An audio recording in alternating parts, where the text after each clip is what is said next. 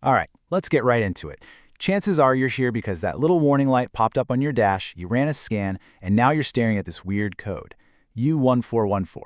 It's a bit confusing, maybe a little worrying, and you just want to know what's going on. Well, you've come to the right place. We're going to crack this code together. Yep, that's the one. That U1414 code isn't some random glitch. Nope. It is a very, very specific message your Jeep is trying to send you. So, let's figure out what it's saying. So, what's the deal with code U1414, really?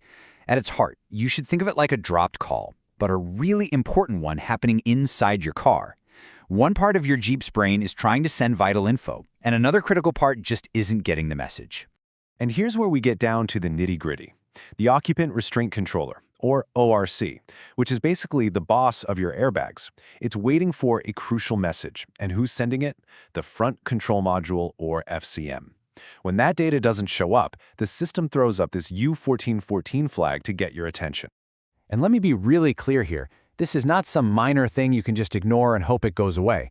It's considered a major issue. Why? Because the parts we're talking about are directly tied to your safety systems. This is one warning light you've got to take seriously. Okay, so to really get what's going wrong, we need to meet the three key players in this little drama. We have the sender of the message, the receiver who's waiting for it, and the network that's supposed to connect them.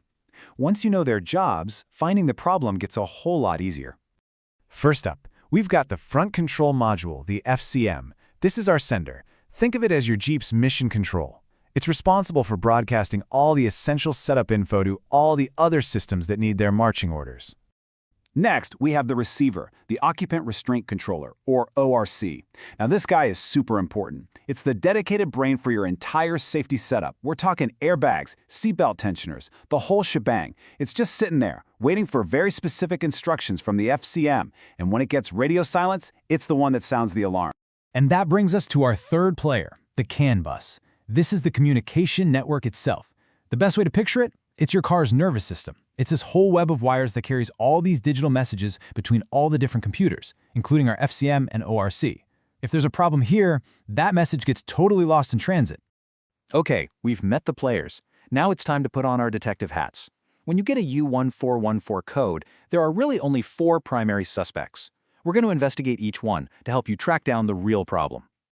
Before we dive deep, here's a quick cheat sheet. This table gives you the bird's eye view of what could be wrong and how to fix it. Is the FCM not talking? Is the ORC not listening? Is it just a simple software glitch? Or is the ORC itself broken? Let's start by looking at that first possibility.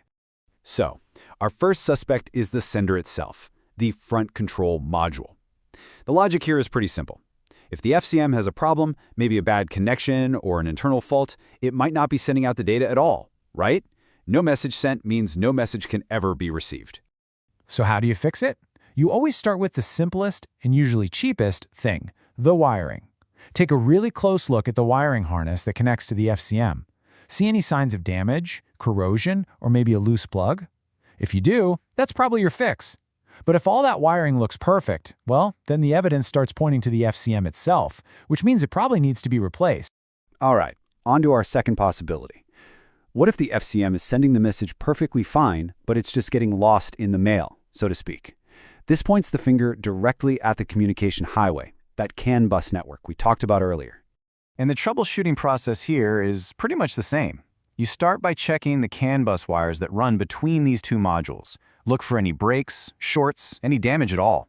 A lot of the time, that's where the problem is hiding. But if those wires check out, it could mean the ORC's ears aren't working, suggesting the unit itself might be the problem. Now, cause number 3 is the one you're really hoping for, because it's often the easiest to fix. Sometimes it's just a simple software glitch. The ORC might have just gotten confused for a second. Think of it exactly like when your computer or phone starts acting weird, and all you need to do is reboot it. And yep, the fix is often just as simple as reboot. You can do a hard reset by just disconnecting the negative terminal on your car's battery. Leave it off for, say, 10 or 15 minutes. This forces all the computers to shut down completely. When you reconnect it, they all wake up and reestablish communication. For a lot of people, this simple step makes the code disappear. And that brings us to our last potential cause, which we usually get to by a process of elimination. If you know the sender is sending, and you know the communication lines are clear, and you know a reboot didn't fix it, well then all the evidence points to an internal problem with the receiver. The occupant restraint controller itself is probably defective. If the ORC has failed, there's really only one solution. It has to be replaced. This is not a part you can repair or ignore. It's the brain of your entire safety system. So putting in a new, fully working unit is absolutely critical. So we've covered the what, the why, and the how to fix it. But let's take a minute to talk about the most important thing, why you absolutely cannot just put this off. Ignoring a U1414 code comes with some very real, very serious risks. Look, if you don't address this error, you're looking at way more than just an annoying light on your dash. Because that occupant restraint controller is compromised, it means your critical safety systems like your airbags and seatbelt pretensioners, they might not deploy correctly in a crash. The takeaway here is crystal clear. This code needs to be fixed right away. And that all leads us to the final and most important question. Now that you understand what's happening inside your vehicle, now that you know which systems are affected, you have to ask yourself, is my Jeep really safe to drive with this light on? The answer to that question should tell you exactly what you need to do next.